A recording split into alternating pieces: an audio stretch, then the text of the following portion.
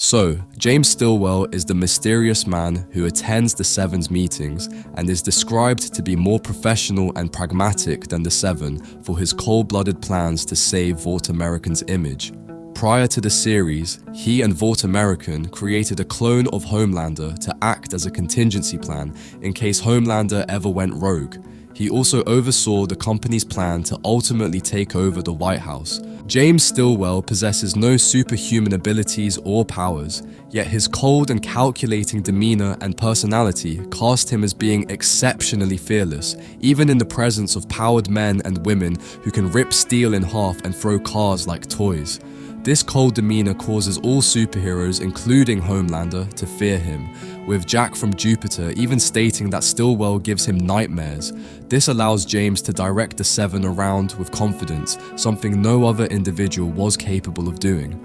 His position at Vought also gave him complete control over the company, as despite being the president and not the CEO, he was controlling the company from the shadows and therefore had access to all of its resources. The first major event he is shown to be involved in is the G-Team's massacre, which he had executed in order to prevent news of Godolkin's activities from getting out to the public.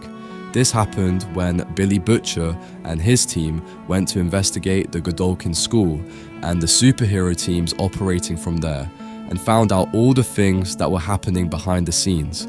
John Godolkin and all the supes in that school were ready to kill Billy Butcher and his team in order to stop the boys from exposing Godolkin, but just then James arrives with his military.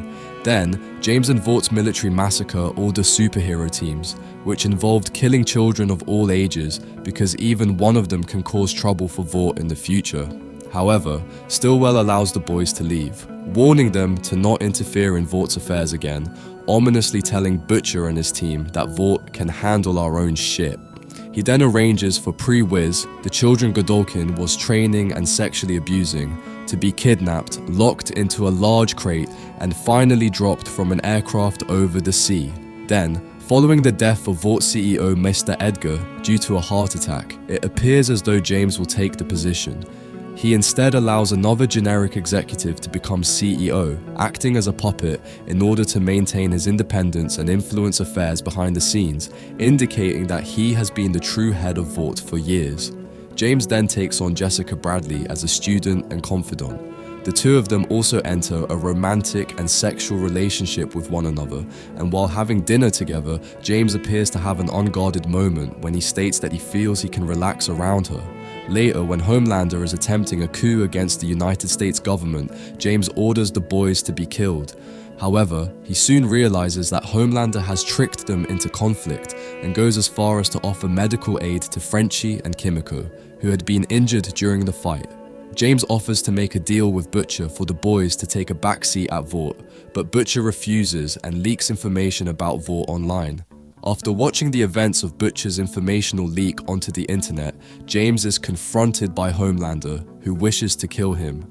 James shows no fear and simply states he was never impressed by Homelander and regards Homelander's actions and use of his abilities to be unoriginal and unimpressive.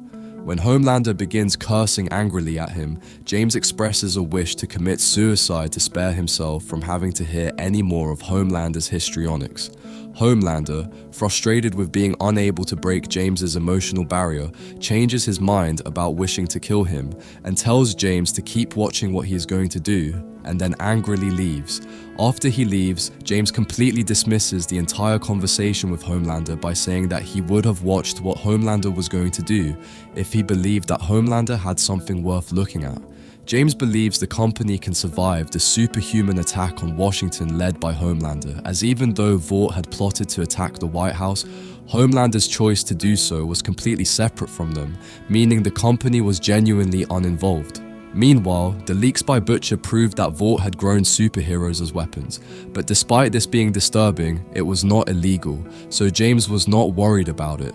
Most of the other revelations about Vought could be shrugged off. He then cites WikiLeaks, saying the general public reaction to such things would be exactly the way he expected and that the company would ultimately survive.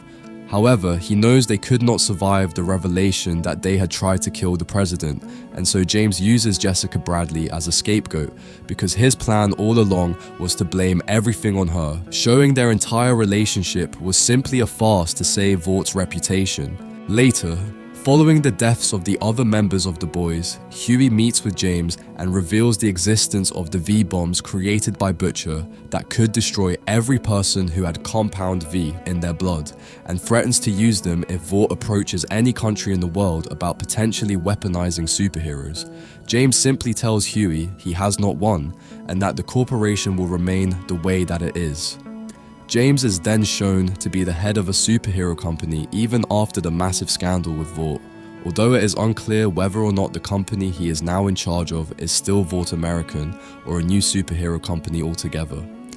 James's final scene has him being introduced to a new team of superheroes called True, and he immediately calls out how one member of the team has an erection, one is clearly withdrawing from being on drugs, and one of them is very obviously the Deep in disguise.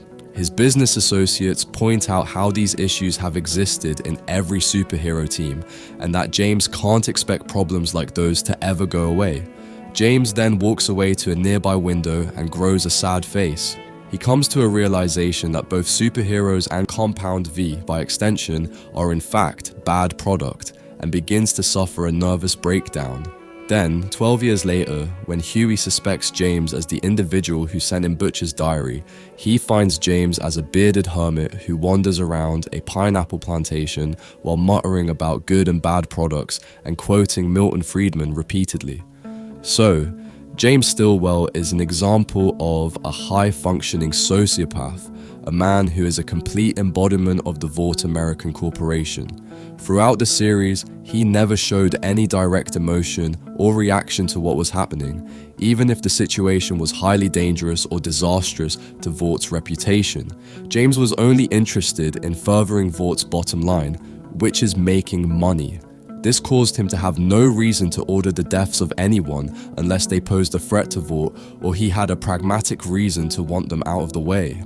However, despite being loyal to Vought, he showed a great disliking towards Homelander as he had many conflicts with him and is disgusted and annoyed with his egotistical behavior.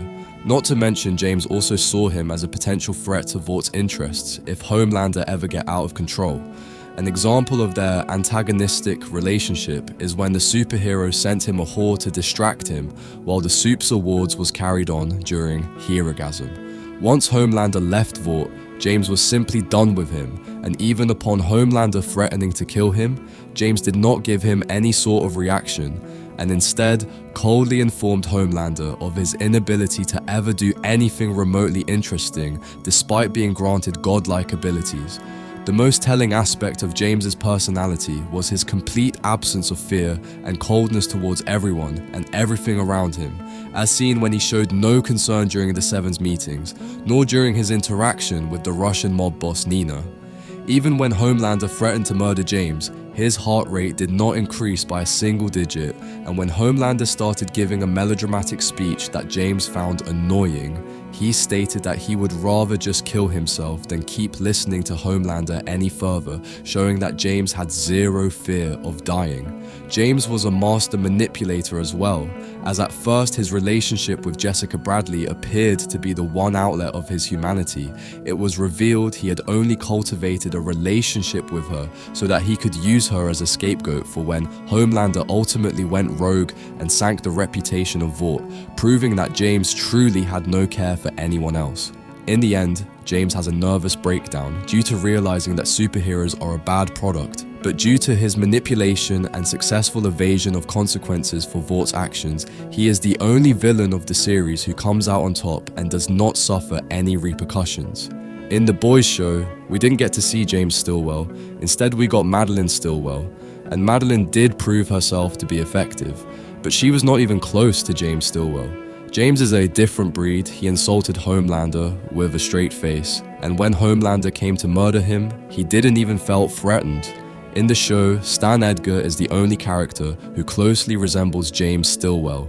Just like James Stillwell, Stan Edgar is a stoic, serious, and imposing man. He's a cutthroat, bossy, and ruthlessly pragmatic businessman who, despite being polite and friendly, mostly interacts with people for business reasons.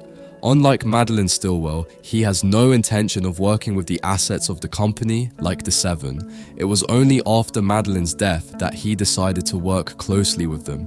He has a very complicated and tense relationship with Homelander, and despite knowing that Homelander is the world's most powerful superhero, he told Homelander that he doesn't see him as their most valuable asset.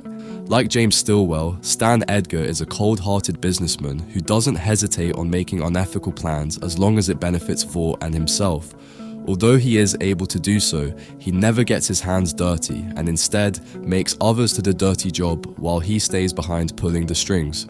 He is a very mature man as he envisions Vaught's potential as the world's most powerful and influential company, but despises his job at Vought, claiming that he is tired and disillusioned with how it is being characterized, believing that it should be a serious defense and pharmaceutical business dedicated to creating drugs and providing national defense instead of a superhero business.